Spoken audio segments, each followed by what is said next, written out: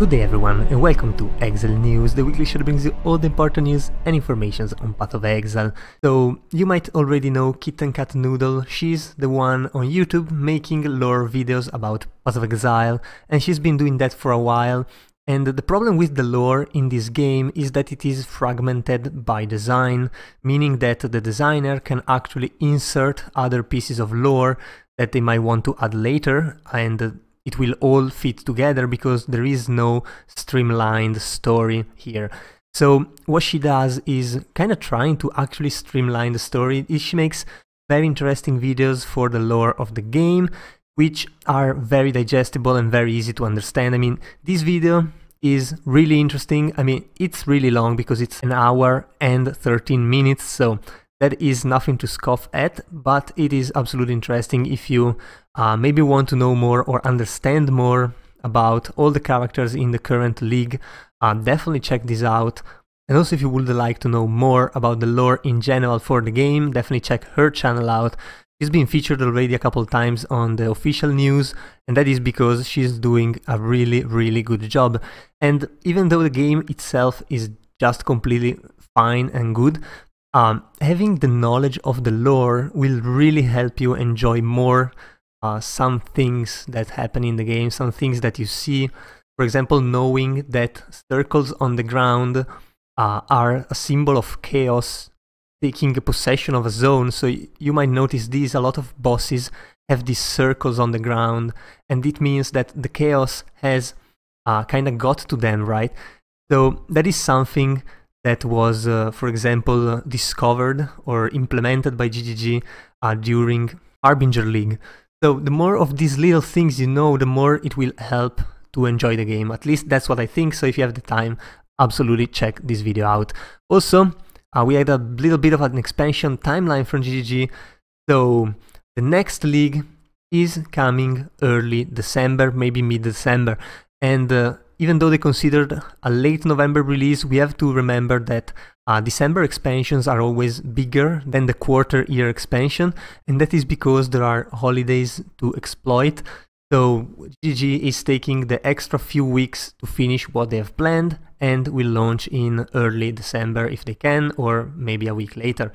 This means that the current Ancestor League will be extended by a few weeks, also meaning that GG really needs to keep a little bit of interest in the game, not having players leave it for like 2 months. So what I'm gonna do is planning a series of events running in November, most likely 3 in-game events, each running for about a week, probably with a little bit of downtime between one and the other. This should help keep a bit of attention for those players who can actually play more of the game.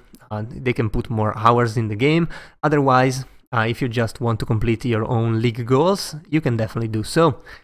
Also, as PoE2 is coming closer and closer with the beta in next June, as we saw from ExileCon, GG is also going to start revealing some more updates, and the next PoE2 showcase will be during the 3.23 announcement livestream, which is going to be late November, so it's actually not that far, and that is definitely going to be a date you want to save on your calendar. Also, we got another episode of the Build of the Week Season 12. This time is a full meme build. It's Suzu 520's Herald of Ice Worm Blaster.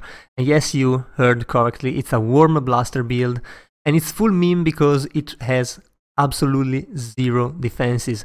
But it has huge damage, and you can actually clear most bosses if you can dodge well.